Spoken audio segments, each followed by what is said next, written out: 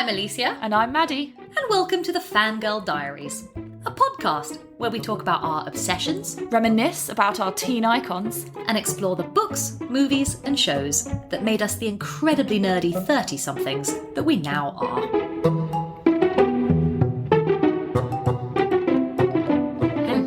Hello!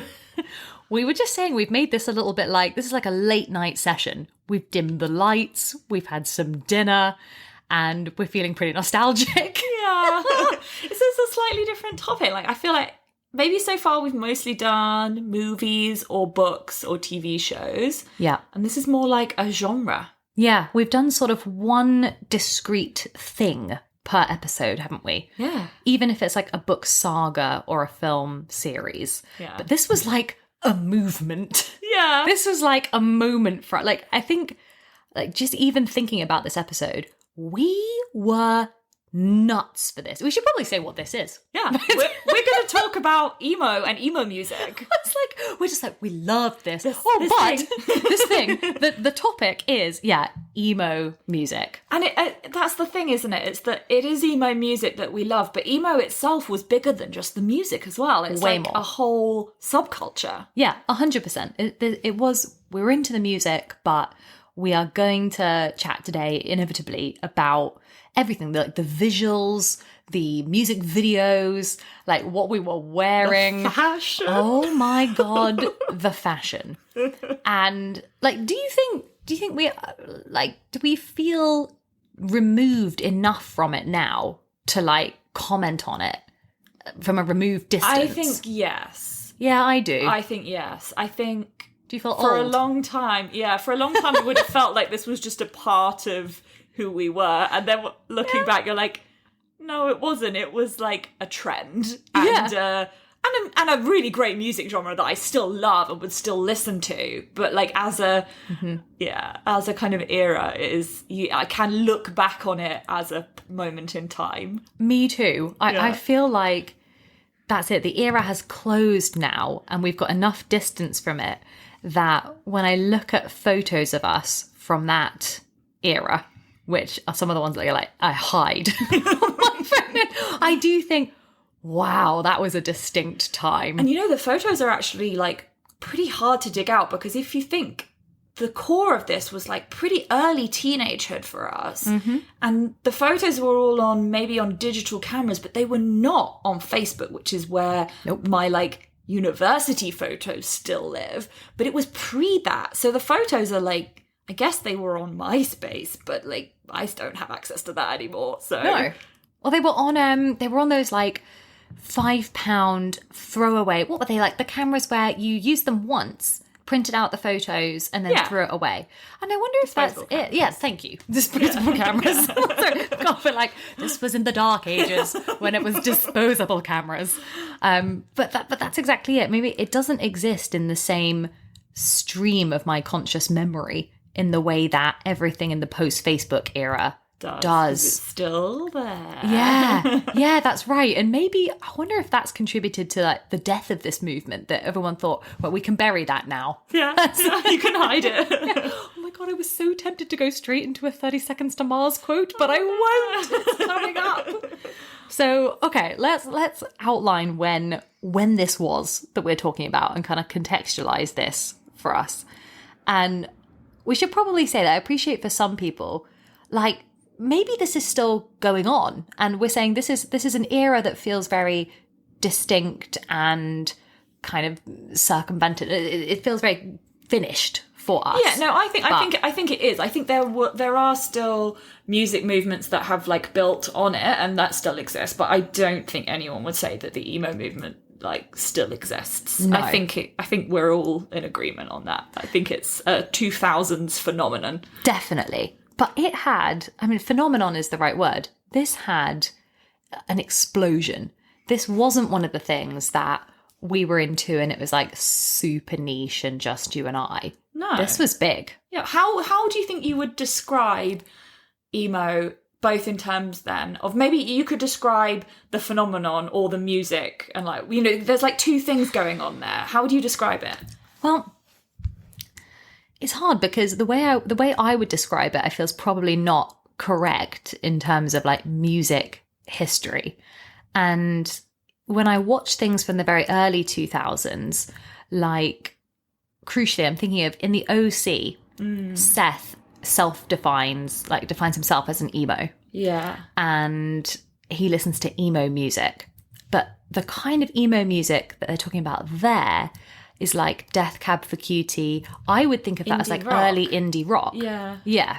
Whereas what we are talking about is the movement associated with the really specific aesthetic of like straightened side fringes, loads of eyeliner, black nail polish. Either black or bright coloured hair that was completely dead straight. And, yeah. Skinny jeans. I mean, the kind of girls and accessories- guys didn't look that different, honestly. They were wearing roughly the same things. Yes, Yeah. absolutely right. And even those, I mean, down to odd accessories that we've forgotten now, like skulls were everywhere on kind of pin-on badges. We had those little like, oh my god, fingerless gloves. Fingerless gloves. Yeah. I really hope these things have died a death now. But Lots of stripes. Loads of stripy stripes. t-shirts. yeah, it had a very Tim Burton aesthetic to it, didn't it? And it's interesting that you've gone in for the aesthetic as the like defining feature, because then I think the music was also different to that indie rock type, early indie rock that you were talking about music. Yeah. It was almost punk pop rock that was like, you know, I think there were really varying degrees of it. Like some people were really into what I call that, like punk pop rock, like Fall Out Boy, Panic at the Disco end of it. And then there was like the much like darker metal rock end of it. And all of those things kind of existed within emo as long as the aesthetic was like a part of it. Yeah, that's right. Like nobody would suggest that Panic at the Disco sonically was in the same category as your like screamo bands, like Bring Me the Horizon or something. Yeah. But loosely, Yeah. we would count them as all part of emo. And I think there was also like almost like a hierarchy within people who were into emo music. Like the people who were like into the like serious stuff, like the darker stuff, the like harder metal rockier stuff, and the people who are more like, okay, we're just going to listen to like Fall Out Boy and Green Day. Oh my god, you're so... I feel like any of these kind of cultural movements develop that innate hierarchy, and you had to sort of judge who you were speaking to before you announced firmly what kind of bands you liked. Yeah. And I'm sure when we get into this, there might be one or two people who just completely switch off this episode, like, oh, these guys are going to talk about 30 Seconds to Mars, aren't they? Yes, we are. Yes, we are. Sorry. If you do not want to hear us talk about 30 Seconds to Mars and My Chemical Romance, then leave now. Those two were probably the core of it for us. For us, that's right. Personally, But you're right. There were people for whom this, like I would sort of say that liking 30 Seconds to Mars and My Chemical Romance is a little bit like the equivalent of when people now talk about fantasy. It's like liking Sarah J. Maas, who I adore. It's kind of, some people would say, oh, that's fantasy light. Or I'm sure people think 30 Seconds to Mars is like, it was popular. It was sort of emo light, maybe. Whereas they weren't like a hardcore metal band. But they looked nice. Yeah. And they made lovely videos. So, you know, that was who we liked. And that's you said videos, because I think one of the things that really defined that era for me was YouTube and watching the videos on YouTube and getting like down dark rabbit holes of like finding one band after another. And the way that I did that was absolutely through music videos on YouTube. And it was early YouTube, like 2005, 6, whatever. Yeah. And that's how I was finding new stuff. So I would be like, oh, there's a new 30 Seconds to Mars video. And then at the side, it would be like, oh, that one looks like a creepy video from like The Used. Oh, I'll watch that. and then you'd find the next one. And then you'd see all these people commenting on it like, oh, I really like this. It's similar to like this other band. And you found something else. And it was really like, it was like an investigation to try and find stuff, because we didn't have anyone in our like personal lives to tell us what to listen to, and you No. weren't hearing this stuff apart from the real mainstream stuff. You weren't hearing it on like The radio. No. Or you maybe were, but you had to listen to like XFM or a Yes. really specific rock Yeah. station. And if we're talking about the videos, that was really how we were talking before about, like, how did we get into this? We can't remember an origin story. No. In the way that for some of the books or films that we like, we remember like who read it first, Yeah. or going to see that film. The only thing that I was able to remember as a sort of, oh God, I remember being affected by that for the first time, was watching Kerrang! Yeah. And so let's say the emo era for us was really 14 to 17, Yeah. I would say our ages would be. So yeah, the mid 2000s. And we had just got as a household something like Sky, one of these digital things that meant you had music channels. I must have like done no homework or something that year, because I remember watching hours and hours and hours of Kerrang! TV. That's so interesting, because we Hours. never had Sky, so we didn't have that. But I did have access to a computer much earlier than a lot of people, and Yeah. so that's probably why I was on YouTube and you were on Kerrang! To the TV. Maddie's household was a much more technologically advanced household, because I think we'd really harangued our parents for like Sky or something like that. And I remember watching Kerrang! And the video came on for 30 Seconds to Mars From Yesterday, which was actually several videos deep into kind of their main run of material they put out. But I hadn't really engaged with them until that point. And for anyone who remembers that video, it is Jared Leto looking his most, I want to say iconic, because that's how I remember him from that era. He's wearing the most eyeliner. It's the bit where he has got like a sub canopy of his hair is dyed a bit red. Yes. Do you remember? Like in the earlier 30 Seconds to Mars videos, he's already doing the side fringe. There's eyeliner going on. But in From Yesterday, it's... And I remember thinking, who's this? I really remember watching it thinking, wait a second. Wait, what? And it's remarkable. The video is like a 7-minute long video or something. Kerrang! Were playing the uncut version. Are people still making music videos like that anymore? Like, I feel like there was they an are. era of like epic movie style music videos that it really was a part of that. I think they are, but it's just like Taylor Swift, I guess, is always huge for like putting out a new video, or like your big stars, your Beyoncé's or Miley Cyrus, like they'll still do a big video. And maybe rock bands are, and you and I just don't know anymore. Yeah, like, maybe. Like, I still know, like, if Taylor does a video. I've stopped knowing what the cool bands are. But I remember watching this video for From Yesterday. Pretty sure I phoned you or liaised with you in some way. Yeah. Or came to school the next day like, Madeline, have you seen this thing? Have you seen this? And you either that. like already did and were like, yes. I don't know. I really, really cannot put a finger on exactly what would have been the first introduction to emo music for me, but it would have been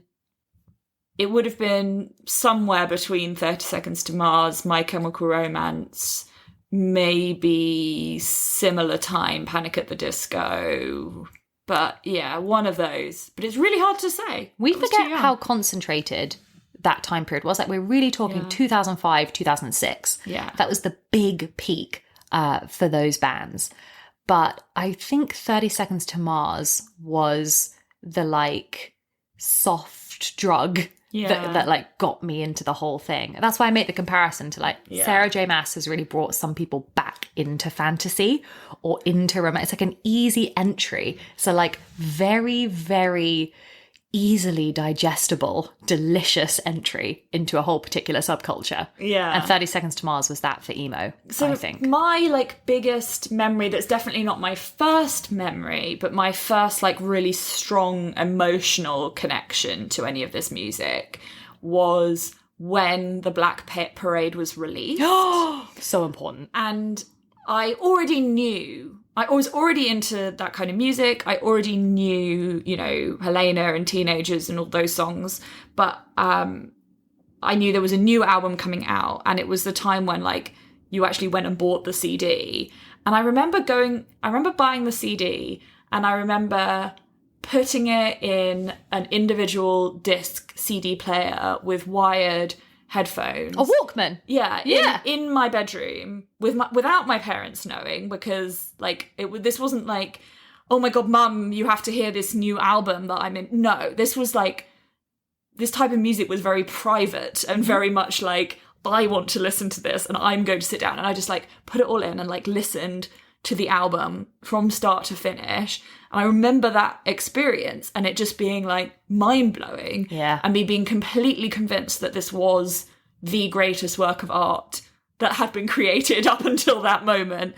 And I think that's the thing that really got me about emo music, is it was theatrical. Yes. It's like a type of rock music that was designed for musical theatre nerds, Yes. which we already were, but make it dark and like it really means something, and like they understand you as a teenager and that you have all these terrible, terrible problems that we probably didn't have, but we were really convinced we really did have.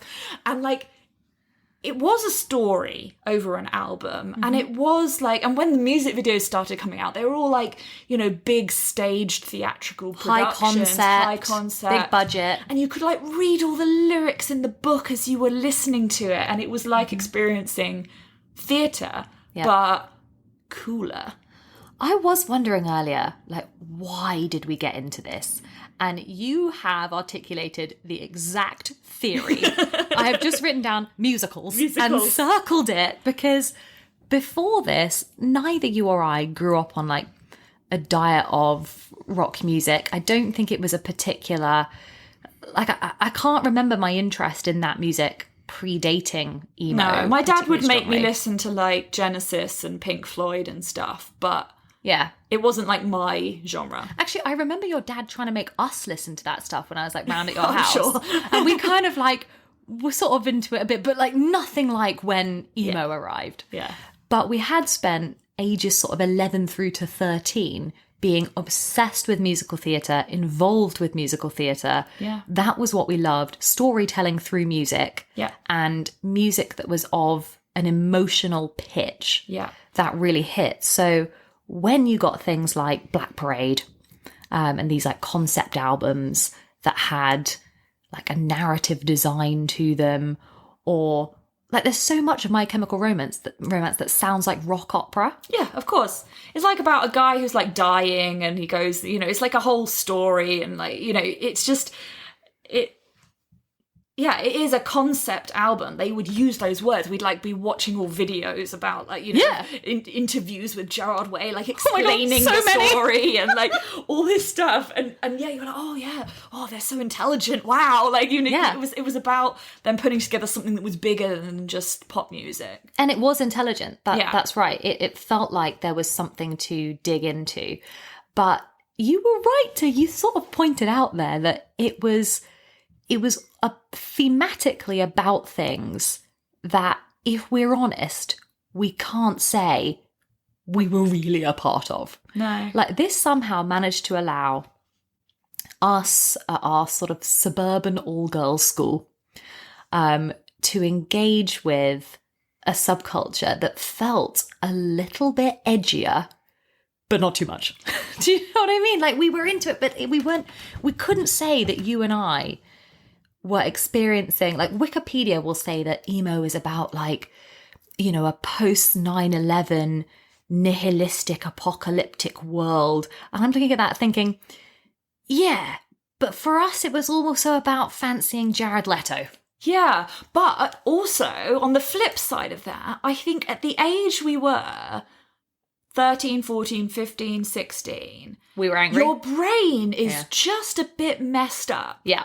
And it's not worked out how to not be a child anymore, but not worked out how to be an adult anymore. And you're processing a lot of emotions. And we went like, you know, stuff that now we'd look back and think wasn't that big a deal, at the time was huge, because your brain is just not developed enough to deal with it. And we were convinced that, like, you know, things were terrible and, you know, the world probably hated us. And, you know, like, you'd have all this, like, emotion. And that's why emo music really worked. And you wanted to think about things like death and, like, you know, and the horrible things of the world, because you're trying to process those for the first time. You're trying to, like, work through, oh my goodness, what does being a human mean? The big issues. And you need to process it so that you can then become a healthy adult, right? And actually, I think the music probably helped, but I think from an outside perspective, it could look like it was indulging in a lot of, like, dark stuff that maybe teenagers don't need to be thinking about. But personally, I think that teenagers do need to be thinking about that stuff, and it really helps to, like, just get it out through music and Tim Burton movies. It also allowed what I'm going to call the nerds in the corner, aka us, where if we think about our positioning in the sort of social makeup of our school, we were a particular little group in the corner, but it allowed the nerds in the corner to suddenly have their own aesthetic in a way that before that, we were only able to really define ourselves in relation to the aesthetic we weren't part of. Yeah. So we weren't part of the sort of sporty, cool girl group who were all allowed makeup and, like, highlights. And I remember thinking, we must have only been 13 or 14, but these girls to me looked like film stars. They must have all looked atrocious. But in my 14-year-old brain, I thought, like, wow, they're so gleaming. Yeah. And sort of these, like, youthful, beautiful girls that I thought, well, I'm not in that group. Yeah. But it allowed, like, us to suddenly have our own even more noticeable aesthetic. Yeah, like, we could be Janice instead of Regina George. Yes, we could. That's such a good point. That is such a good point. And I bet the release date of Mean Girls, I bet, coincides with these things. Probably. But and that was what was starting to come out of. I guess why Seth was starting to articulate that, like, the OC was using emo as a term for defining, like, people who were emo were not in what they were calling, like, the jocks, the sporty crew. Yeah. And that was also the dividing line. Even at our school over in the UK, it had become that the emo group was definitely separate from the sort of sporty, popular, beautiful group. What you'd think would be cheerleaders, but we didn't have cheerleaders. Yes, exactly. Yes, UK version of cheerleaders, aka just like the hockey team. Yeah, slightly different. So it meant that it had that kind of thing. But the term emo came from, like, just emotional, and the point was that the music had emotion, whereas, like, pop music in theory didn't, which is obviously nonsense. But that was where it was coming from. But it kind of devolved into not just any old emotion, but, like, dark emotions, I guess, is kind of where it went to. And emotional it was, though. This was all the same time period that a lot of the things that coincide with our interest in emo, because you and I didn't have these singular obsessions that just ran in neat chronological order. It wasn't that one obsession ended and a new one began. Sometimes it was, but it was more that a lot of these were overlapping. Yeah. And that if you look at 2005 and 2006, that for us was when we're obsessed with Wicked the musical. So there's definitely a musicals overlap. Yeah. That is when Twilight had started to reach. Totally UK. emo. Twilight Totally emo. Twilight is so emo. We already talked about Paramore in the Twilight episode. That's in my notes. Yeah. So that's it. All of these things, teenagers, I think, or maybe I think this because we were teenagers at that time, but teenagers for me were determining and defining the cultural output of books, of music. Course. Yeah. It was like such a moment for the 15-year-old. I think it still is. I think teenagers are the driving forces of a lot of culture, which is why when you get to our age, you suddenly realise you've completely lost touch with what on earth is going on, because you're not the target audience anymore. That's what I'm wondering. We really were. Yeah, right, we were. in the middle of that. I think you're right. Yeah. Now we're in our 30s. We're unable to comment on exactly what is cool now. And talking about this does make me feel a bit old. Like, I was looking up how old is Jared Leto, or do you know Gerard Way is now 46? Yeah. I'm not even going to tell you how old Jared Leto is, but he looks like Peter Pan, so it's fine. The weirdest thing with Jared Leto is seeing him become, like, famous in other ways. So maybe we should talk about Jared Leto specifically. Well, he's going to be in my thermometer category. Okay. Right, okay. Should we go there? Should we go into thermometer category? Well, okay, all right. Oh, gosh. So Jared Leto. You know what? It wasn't just Jared Leto, though. No, it He wasn't. was a beautiful man. Like, It wasn't just him. he is, like, if you were looking at his features, is stunningly attractive. But we were attracted to all sorts of them. Oh yeah, but I loved him. Yeah. I mean, no, you're right. So did I. There was the Jared Leto moment was, and actually it's interesting for me because he was one of the first.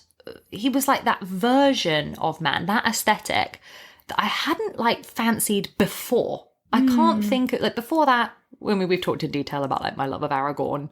Well, I guess I talked about different. Johnny Depp, who was different, but in Pirates of the Caribbean at least had the eyeliner thing going on. That's so right. And that Pirates of the Caribbean is like 2003. Yeah. So the eyeliner movement, and I think we said this in our Pirates episode, that was sort of the origin story of sexy men's eyeliner in our minds. Yeah. And that became something that was fully embraced by all the emo bands. Like, could you even be emo without eyeliner? I couldn't name any emo band that didn't have serious eyeliner going on. No, not at all. And I mean, I think the thing that was super attractive about the kind of lead guys, at least the ones, most of them, was the kind of the performance aspect that we just talked about, the theatricality, right? Yeah. So they were dressed up, they were eyelinered up, they were in outfits that were like designed to be theatrical, to be dramatic, to often extremely skinny and tight-fitting, whether or not they were like super handsome in a traditional way or not.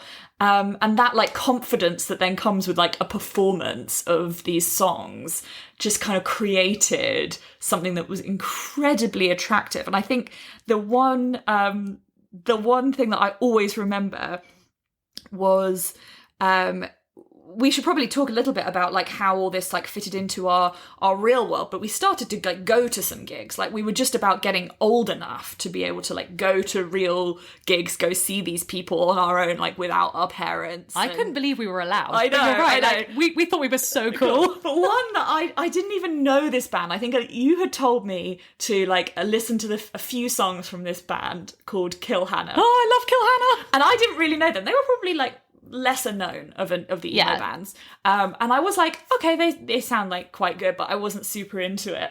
But you had like seen that they were coming to the UK and like they were going to be on like some tiny place in Camden. Oh, we were allowed to go to Camden, that's right. And you had gotten us tickets, or I'd agreed that we would get tickets.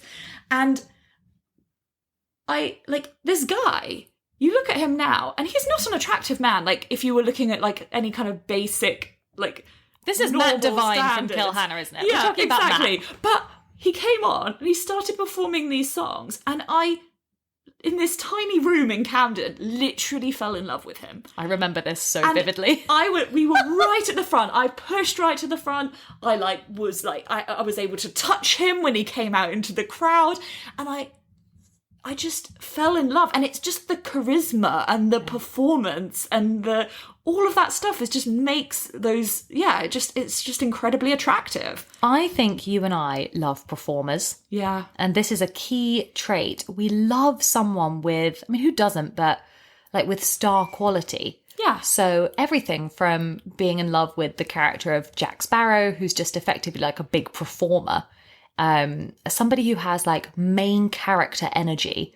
But if you put that in a kind of band context, it's everything. These people had moves. These people had vibes. It was so performative. No. And you'd see, like, people would see the, like, pictures up on our wall and be like, who's that? Like, then, like, why have you got that ugly guy up on your wall? And yet inside you'd be like, they're not ugly, they're amazing, they're incredible. Like, how could you possibly say that? But, like, I don't know how to explain it because it's too confusing. Oh my gosh. I think that for me was Gerard Way, who I loved. Oh my God, I love Gerard Way. So, and you're right, if we're in the thermometer category, to look at, I almost have to separate out. Jared Leto has to be separated out because objectively, the man is beautiful. Yeah, you can't argue. He's ridiculous looking. Yeah. And Jared Leto's origins come from being a teen pinup, because you and I then were so obsessed with him that we went back and watched all of My So-Called Life. Yeah. In fact, I think you and I might have watched every Jared Leto movie, possibly ever. I mean, definitely at that time. Up until that point, yeah. I'm not sure I've kept up with his filmography more recently, but yes. The number of, like, B-side 90s movies that I watched just because Jared Leto had 15 minutes in it. Anyway, he was beautiful. But you're spot on that some of the other lead singers in bands is normally the lead singer. Yeah. Because they were the one carrying the performance. And it felt a bit like, when I think about earlier versions of like Loving Aragorn, some of these big rock gigs, it was like a war. Yeah. It was like sweaty. It was dirty. It was like these things were a mess. And it felt like somebody was like violently leading the charge. Like if you watched remember how many times you and I watched the My Chemical Romance live from Mexico performance. The last ever performance of the Black Parade all the way through. Oh, one of my favourite things of all time. And Gerard Way feels like he's at Helm's Deep. He does. He does. He's on the floor. I'm half expecting him to get like attacked by an orc from the side of the stage, because it's that performance level. But even that, I remember this music, thinking that this was something that was completely, this was ours. My parents didn't get it, whatever. Yes. But I had that on my TV so much.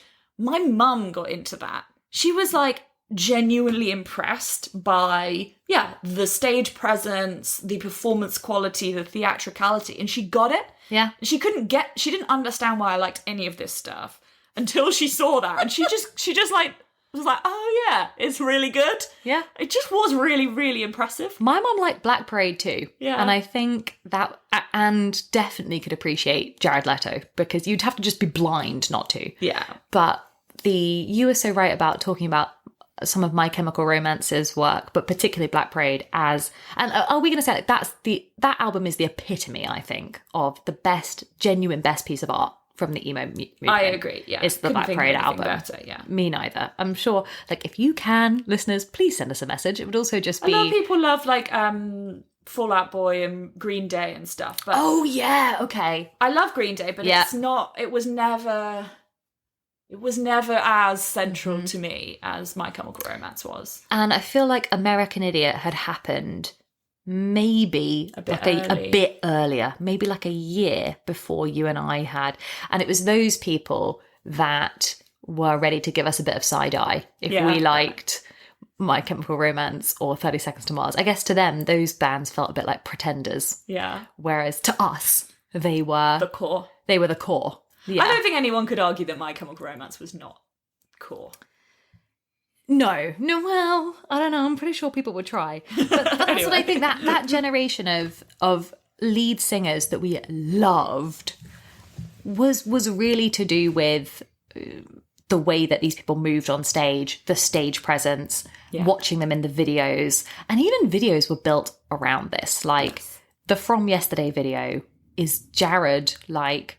He's basically half naked in part of it. Like, that man knows he looks good. Do you remember they, like, put the cloak thing on him? Yeah, he's, getting dressed. I always remember this being your favourite one. It was my favourite one. My favourite one was The Kill, which was based on The Shining. But again, they just made him, like, the shots of him, like, going down the corridor, and he's in, like, I mean, he looks the most emo in that music video. He does, of all. It just looks like classic. The black hair, the eyeliner, and he just literally like kind of like dances in the ballroom, and I was like, that was my favourite one. But I really loved that like creepy, dark aesthetic part of it. Yeah, I was going to say the camera loves him, or like whoever's directing these loved him. But then, do you remember they actually self-direct? Like, 30 Seconds to Mars were in charge of like all their music videos. You've got Beautiful Lies shot on the like ice. Yeah, it was in sheets. in like the Antarctic or something. How did they have the budget for this? I don't know, but these music videos were incredible. But the camera also did things like it actually showed them, like in From Yesterday, there's like samurai sword fighting going on. And they had whole like behind the scenes documentaries on them. which we obviously watched on YouTube. So for people like you said, at that intersection of fantasy and musical theatre nerddom, we were primed to lap up emo. This was made for us. Yeah. And with My Chemical Romance in like something like Famous Last Words, that feels like watching someone performing like a key song from a musical. I still cry every time that comes on. I it's my literally favourite. weep. Can't cope. It's high art. I'm just saying this is the kind of thing. I wonder if we, in futures to come, like show this to younger generations, whether it will be the equivalent of us being shown like videos from Queen. Yeah. Or like, I'm sure it will. So. I hope so. Yeah, I all really hope right. so. Let's go back to our thermometer. What are you giving it out of 100? The whole concept of the emo in general. It's so hard. I see you're right. It is really hard because you made that correct distinction that to look at like the pages from Kerrang magazine or NME, yeah, that were like blue tacked to our walls look ridiculous. Yeah. And I wonder whether these people now who are like firmly in their like dad bod era and are like in their 50s have literally hidden all these pictures of themselves. And it looks ridiculous. I'm not sure I could give that above like a 50, but our experience of how much we loved these people was one of the hottest things. Like, I mean, I'm hot. I'm going all out there, and I'm just giving it 100. Wow. because That's going to go 90, but wow. Because I think that aesthetic was just like everybody that I loved in my teenage lusty years was of that aesthetic. Like it just defined everyone. Like even when I would start, like even people who were not musicians that I also, you know, Russell Brand and Noel Fielding. Yeah. It was all that same visual like type of person. Yeah. So yeah, I cannot deny my 15-year-old self and say that I wasn't completely obsessed. It's a weird thing, wasn't it? Because it's like men who look a bit unwashed and men who like look like they really don't have their shit together. And I wonder if that's like perfect for the teenage brain. Because we were like, that's it. Like we just see a picture of someone who looked like that. We're like, sold. Yeah, that's it. Done. Love him. Okay. And then, although maybe before we move into that, we should also say I feel like we're talking about emo as an exclusively male band phenomenon, and it wasn't. It wasn't. It wasn't, because we loved Paramore. I mean, Paramore was incredible. Paramore were like, I mean, we've got to include them in this discussion. And actually, in terms of like quality of music, Hayley Williams' voice was probably superior to what any of the men were doing. Yeah, she was stunning. She was incredible. And she was so young at the time as well. Like, I forget. Like, she to me still feels like our age. She's not much older than us. She's only a few years older than us. That's frightening. That makes me feel like, why weren't we producing something of merit? What were we messing about doing when we were 16? We didn't have a like #1 record. What? But she and they would sit in the same category as people who liked the really heavy, serious stuff. It was easy to make fun of Paramore. Yeah. But we didn't. We loved them. No. Paramore were incredible. And like they had genuine like hits as well. Like some of the, I think what we haven't really made clear is that like this, looking back, this music is not music that people still tend to like think about and listen to. But at the time, a lot of it was very mainstream. Like a lot of the bigger songs were getting into the charts. Like if we're thinking like Teenagers and like Misery Business and like what's the Panic at the Disco? I write Sins Not Tragedies. All of these songs were like genuinely getting in like top hits type music. So it wasn't like this. It wasn't hidden. It wasn't secret. It wasn't secret, and it wasn't like, it wasn't like we were unusual for being into this music. And so some of those bigger bands, like Paramore, Fall Out Boy, Green Day, were just absolutely massive worldwide bands. I feel like Black Parade was a #1 album. Oh, no doubt. Like some of these were really, you're right, these weren't things that the average person, these weren't obscure references. No. Some of the big bands that we're talking about, everybody knew. Yeah. Everybody. And Paramore definitely were in that slightly more mainstream space, particularly when dun dun dun, as we've talked about, they were selected for the Twilight soundtrack. Yeah. What a happy day that was. I know. It just so made me good. feel happy thinking about it again. It was like such a brilliant thing to have those two overlap, like the Venn diagram of Twilight and emo overlap with Hayley Williams in the middle. That made me very happy. And she's Really love that. probably one of the two main influences for why I always wanted red hair. Yes. Apart from Rose and Titanic, who was the number one influence. I was just going to be like, who is the other one? I was like, in my mind, it's Hayley Williams. Yeah, no, it was Rose first. She looks great. I know. She looks really... I wish I could look like that, but that was mine anyway. I was like, who is... That is an earlier reference. Yeah. So this leads us on to how badass was emo? You know, that's a really interesting question. Thank you. It is It's one of like our categories. Either very badass and also at the same time very not badass. Explain. It's like some parts of it were badass. There were like the real like darker sides to it, and like some of the rockier bands. Like we briefly mentioned The Used, which was like really like creepy and dark and pretty badass.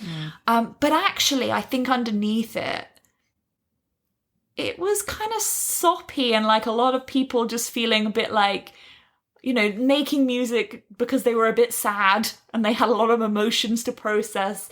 And maybe that's badass, but also it's kind of like just nice that people had an outlet for their creativity. And it's like not necessarily always badass. It was both. In the non-badass category, like in the, if we're saying, actually this was kind of not that hardcore, an argument has to be made for the fact that it made safe a lot of otherwise quite potent and scary imagery. Like the fact that emo was defined by lots of girls wearing like skull badges. Yeah. And so things like skulls, blood, all was brought into that quite safe Halloween-y space. Yes. Which is why I was talking about Tim Burton, that these things that were otherwise... Like, I never understood when you got news stories. Sometimes it was often from the States saying, like, people were scared of, like, the rise of emo and parents were concerned about this. Yeah. And, you know, I'm sure our school tried to ban eyeliner and things at some point. But I always thought, well, this is a misunderstanding of this. This to me felt very... You've used this word already, but it was a trend, very trendy. But trends, you know, parents often worry about trends. And I think I even had a conversation with my mum, I think it was probably my mum, who, you know, had read something like that in one of the newspapers where it was like, you know, the rise of emo music and Beware. trends, like, you know, is causing teenagers to, you know, harm themselves or to be, you know, cruel to each other or whatever. Yeah. And I think that is always a worry that parents have about trends, and it happens on repeat every decade with different cultures, with different trends. But actually, I think I kind of covered it at the beginning, but I think it was a good outlet for things that are naturally happening with teenagers. And teenagers will always have deep and scary emotions and do mean things to each other. Yeah. But if you can, instead of doing bad things, you can Listen to listen CDs. to some music instead. Yeah. And maybe cry a bit to it. Then that's not so Then bad. that's not so bad. I mean, we've got to recognise that within the scope of this kind of like cultural phenomenon, there will be people for whom like there were really dark sides to this movement. And there were some bands like, oh God, who's the guy who's like in jail now? Like there were some I really don't know. dark things. Yeah, you do. The guy, it was awful. He was like arrested as a paedophile or something, or like, you know who I mean, that guy. So there were like some really, really horrible corners of course. emo. And there were people who I'm sure took it to a really, really dark place.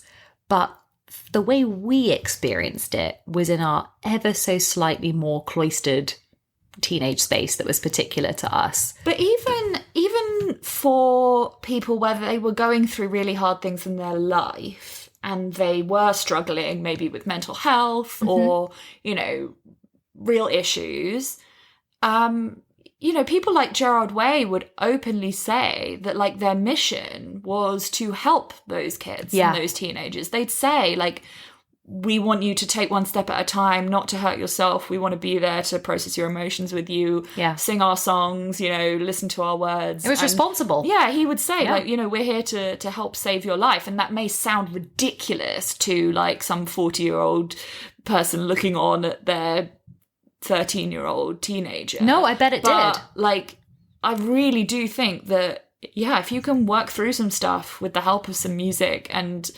understand that there are other people going through similar emotions to you, maybe it is badass. In the badass category, to award it points, we should say that when we've talked about how badass the videos were. Yeah. And they really were, but also like the spectacle of the live shows. Yeah. And when you were at these, and we went to a bunch of these. Yeah. Was like electric. It was complete madness. To the extent where like it was a bit unsafe. Like, some of those gigs were dangerous. So unsafe. If we're talking about unsafeness, it wasn't the like listening to music. It was the going to the gig.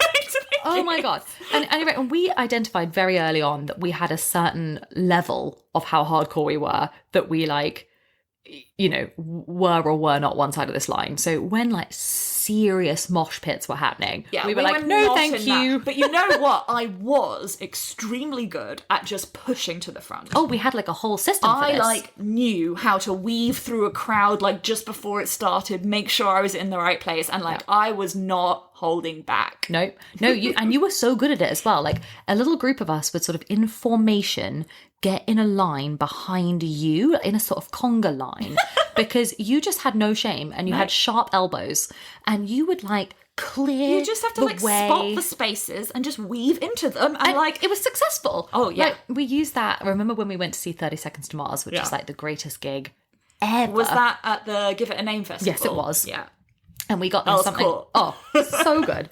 And we got there about 8 hours in advance. Yeah. Everybody strategically went to the loo. Yeah. And I remember you like pep talking us like you would before some sort of rugby match, being like, right, that is our last loo break. Everyone like, go now. That's it. No more water. Yeah. No one drink anything else. And we're going to get to the front. And I think you even said something like, if you guys give up, I'm staying. Oh yeah, totally. But you know, there was that side. You of it. like told everyone the plan. There was the equally like unbadass side of it from us, which was I remember for that exact same gig, we all got out our arms. Oh yeah, and we drew on our arms fake tattoos. Oh yeah, of the 30 Seconds to Mars symbols, which were these like weird geometric like runes that they had on their like album covers or whatever. That definitely had some meaning that I knew at the time. And so we just like all got biros and drew them on our arms to pretend that we had 30 Seconds to Mars tattoos. God, this is what I mean about it not being that badass, because underneath all of this, our experience of it, there was like always a sub-layer of lameness. Yeah, we would never have actually gotten a tattoo at age 15. We should say that you have them now. Yeah, sure. But at the time, and going to gigs brought us into contact with people who were actually cool. Yeah. So there were people with like really cool, intense piercings and like awesome tattoos. And I think we got there, swiftly decided that we need to like up the ante in our group, huddled in the corner, and you're right, biroed ourselves. We're just like, we're not cool enough. Quick, let's draw stuff on our arms. Why did we think that was better? I don't know. Probably looked way worse. But these things were so hardcore that I remember maybe even before we were really into My Chemical Romance. Do you remember we were in like year 10 or 11, so we were like 15, and Georgie had been to a My Chemical Romance concert. And I remember learning what this was. Because you remember it was her, I can't remember if it was her or her friend, broke a rib. Oh gosh. And this was a big thing at school. And I was like, what on earth is that? Like, what's this thing that where have they been? Yeah. What is this? It was the thrill when you were in that crowd and you were crushed against everyone else and it was smelly and like you were getting so sweaty because not only were you like being crushed, you also needed to like jump and shout and dance and so you were just physically like just swept away by all of it. It was so good. I remember being so thrilled and titillated to be a part of it because it was the antithesis to our quite sensible, rule-abiding school life with our very specific uniforms and our regulation fleeces and coats and all of these things, that I remember when we were like 15 going to these gigs and at one point getting like hit in the head with a beer can. People are just like throwing water everywhere. Throwing drinks. And I remember being like doused in this stuff thinking, this is living. I've arrived. This is cool. And you know what? We probably never even like drunk anything at any of these things because we were too late. We didn't have ID. There's no way. We had our like special little water bottles that you had told us all we had to finish, go to the loo, and then that was get rid of them. Yeah. And then you had to survive for like 8 more hours. Oh, you did it so at good. Reading too for Kings of Leon. Oh yeah. Do you remember? You were like, "Are we going to go for the front? We're going to go for the front." We were there for hours. Hours. We committed to the front, to basically the barrier. Basically we were like the whole day. We were like, we're going to get to the barrier. We're not going to eat. We're not going to... It was a sport. It was athletic. I'm not sure I could do it now. I can't remember what it was. Oh no, that was what it was. It was when I went to see ABBA Voyage. Oh my goodness, Alicia. Oh my God. Okay, so... At least I still go to Glastonbury. I know. Well, when I went to see ABBA the other day, which, by the way, I'm sorry, just to defend it, is awesome. No, I also have seen it. It's also great. It's so good. If you're in London, go and see this. It rocks. But we had standing tickets. And I remember it got like a couple of songs in and I was like, okay, my back hurts now. You know, I remember thinking, so maybe how did we do this? Maybe the answer to the badass question is emo is badass, we are not. Yes, I think that's probably true. I think that's probably true. All right. Okay, what about the obsession fuel? How much potential was there for people who were into emo to get really into emo? So into it. This much. Fuel tank was full. Like, I know it's different to some of the other obsessions that we've talked about, but I mean, obviously it's a whole genre of music. So you can get into as many bands and as deep into like it was almost like the more obscure bands that you could be into, the better emo you were, right? Yeah, you that's could like right. dig into it and be like, well, I know about blah, blah, blah, and I'm going to this tiny gig which only like 12 people go to, blah, blah, blah, like that level. And then there was like the cultural side and the like, how much did you bring the like fashion and the aesthetic into your life? That was an obsession. Did you go and get the like haircut? Did you like dye your hair black? Like, you know, there's like every level. I did that. We went. Do you know, you and I went through all the different hair. Yeah. I had black hair. Yeah. I had red hair for a bit. You should have taught me out of that. It looks way better on you. I only. But stuck you it had out like for a red year. rather than ginger. It was like that kind of like a brighter red, like a red rather than a ginger. I was trying to be Hayley Williams. Yeah, and I wonder how many. Everyone still talks about. We weren't cool enough to be allowed to get our own haircuts at this time, but in the 90s, people talk about getting the Rachel haircut.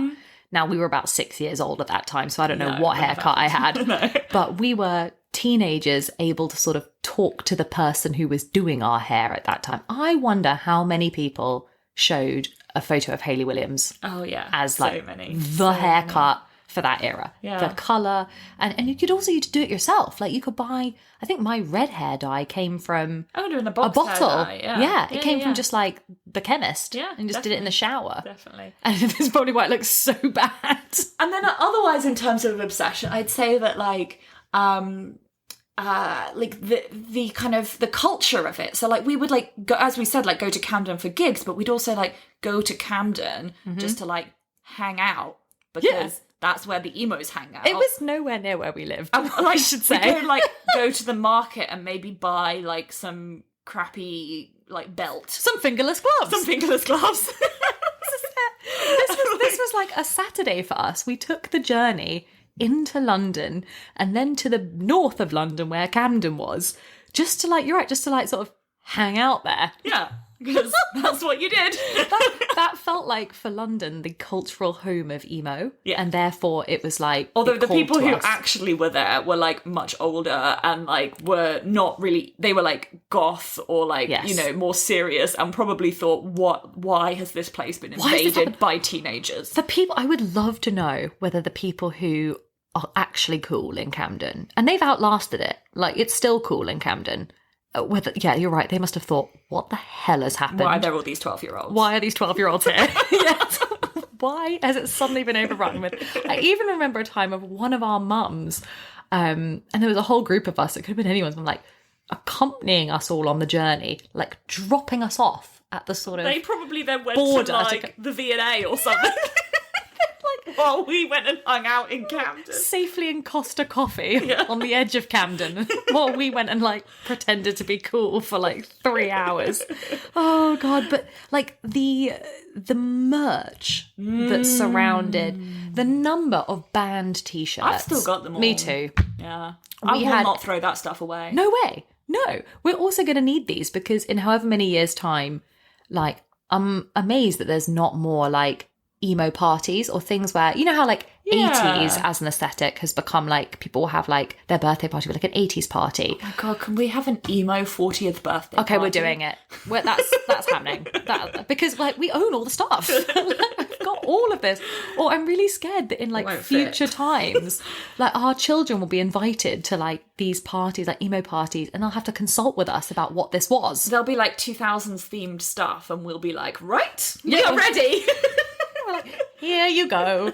In the same way that people's parents will have had like leg warmers and leotards and things from the 80s, you and I have just got boxes full of like t-shirts from random bands, the fingerless gloves. Oh my God, the fashion for wearing like I can't believe photos of us when like it was cool to wear like 3 belts. Oh yeah, the belts. And the other one was suspenders. Yep.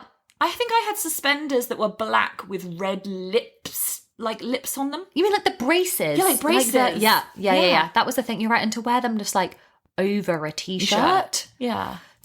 This look, to describe this look, it sounds horrendous. It sounds like something that shouldn't be allowed. And yet it completely was. It was so much fun. It was absolutely everywhere.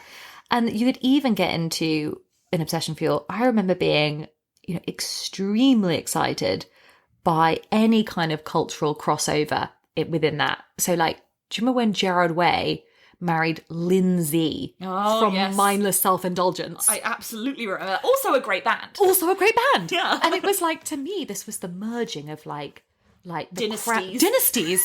It was like a crown prince marrying a foreign princess. And you were sort of like, yes, these two should go together. Good. And it was huge. I mean, that is the kind of nerdism that like your average person didn't care about. And I thought it was a big deal. I think also we managed to like keep that obsession fuel going with, we've already mentioned like the magazines, Enemy and Kerrang magazines, the like and the radio stations, the music videos. I think like we were able to like collect stuff, like physical stuff, like and you'd rip out pages. If there was an article about My Chemical Romance, you'd like rip that bit out so you could get the picture, and that was what went on the wall, because we did have computers, but it wasn't quite the same. It was you really wanted like the centerfold bit from NME that had, they did poster editions as well, or whatever. It was to whoever was in the centerfold poster section of NME or Kerrang.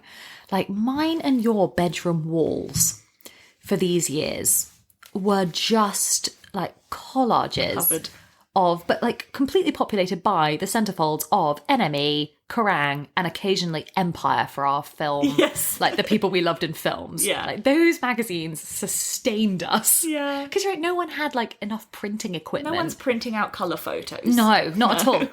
We were buying these magazines. And can you think of then, can you visualise a sort of closeout of that era? Like, was there any bit to you when you thought, ooh, now that's kind of the end?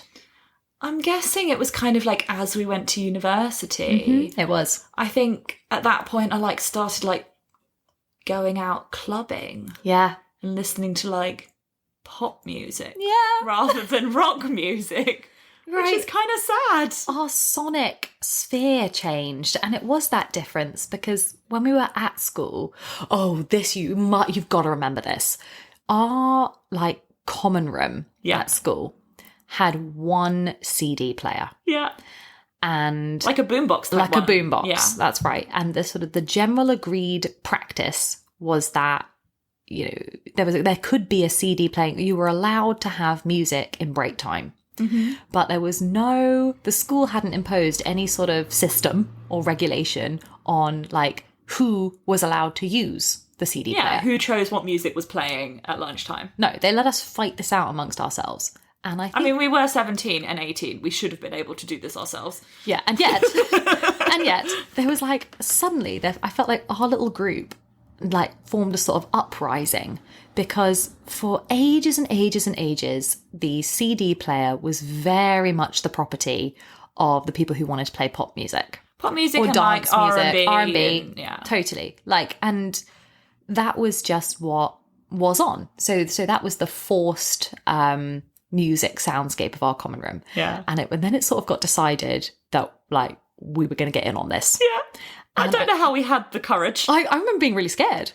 And because you had to go over, like, turn their CD off. Yeah. Take it out. Yeah. Like, put it to the side. And we would put on, like, My Chemical Romance or Panic at the Disco.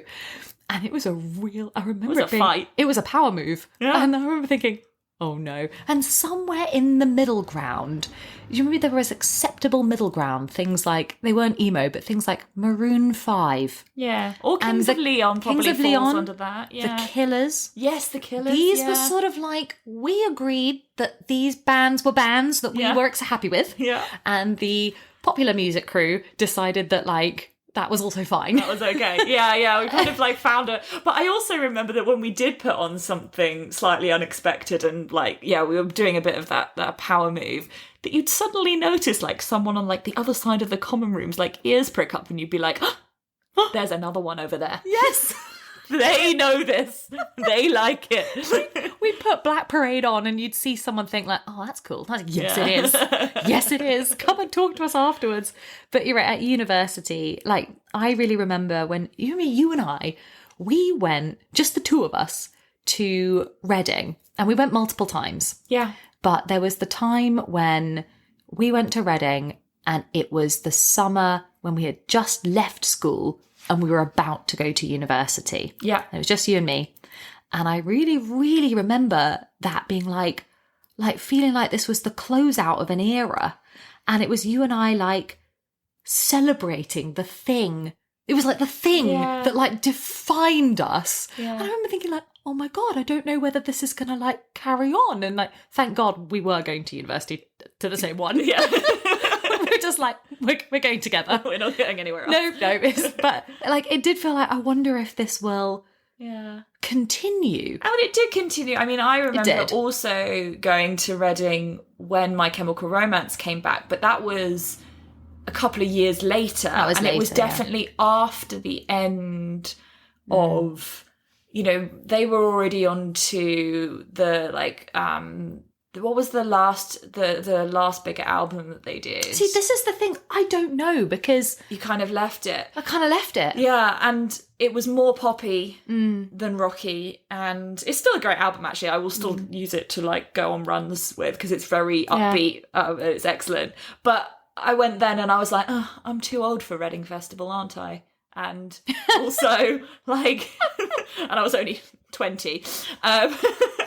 And it's like, it felt like going back to something rather than it being like a core of who we were anymore. I felt that when we went to see, we were at Oxford by this point, and we went to see Fight Star. Oh, yeah. Do you remember? We went to see one gig and they were playing in Cowley. And it did feel weird because to get to it, you had to sort of leave. We were walking away from the centre of Oxford. So it did feel at that point like, leaving where we were at that point in time and rejoining this like subculture that we had sort of been part of in the past. Yeah. And I remember at that point thinking, we're too old for this now. Yeah. Even though it was like a year later. Yeah. But it did feel like dipping our toe back into something. And like, I can't name those later My Chemical Romance albums either. And I wonder whether these bands that were like the defining bands of emo have in many ways not like suffered from that, but like once they've come away from that aesthetic and that era has sort of closed, it has been quite hard for them to like establish the same success. Exception being Paramore, who have managed to kind of keep going.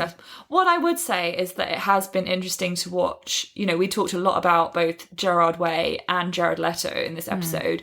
And they have had extremely successful careers doing other stuff. Yeah. They are extremely creative, intelligent people. Yeah. And it has been fascinating. I mean, Gerard Way is... He's a dad. But he's an incredibly successful comic book artist whose comic books have been converted into very successful TV show, The Umbrella Academy.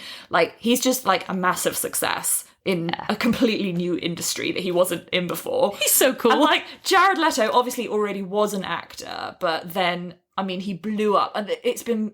He's an Oscar winner. I found it fascinating seeing him go essentially mainstream famous. Like, most people now know who he is, possibly sometimes because he's quite wacky and weird and he'll wear some weird stuff and he'll do some weird things in his films. So not everyone loves him, but like, he's a huge, like, A-list celebrity nowadays, which he wasn't back then. That's right. He's, wait, is he an Oscar winner or is he an Oscar nominee? I don't know. He's like, you're right. He's a proper Hollywood darling. Yeah. He's like, I blinked and suddenly Jared Leto was the face of Gucci. Yeah. And I had to do a double take in just like whatever store this was. I mean, it was like duty free at the airport. Yeah. And I was like, wait a minute. I know him. So yeah, I think those people, maybe even if that scene is slightly different now, they've carried on and had different successes. Yeah. But at the time, to close this out, we should say we loved this. Emo, for you and I, it was huge. Yeah, it was our life. It was our life. I said that with such seriousness. It was our life. But it really was. Like, this is when we were teenagers, we had time for this stuff. This is what we did. This is what we obsessed about. And yeah, it was big. You've been listening to the Fangirl Diaries. Follow us on Instagram at Fangirl Diaries Pod. And do share us with any of your friends that you think might enjoy the podcast, and rate or review us on Spotify or Apple Music.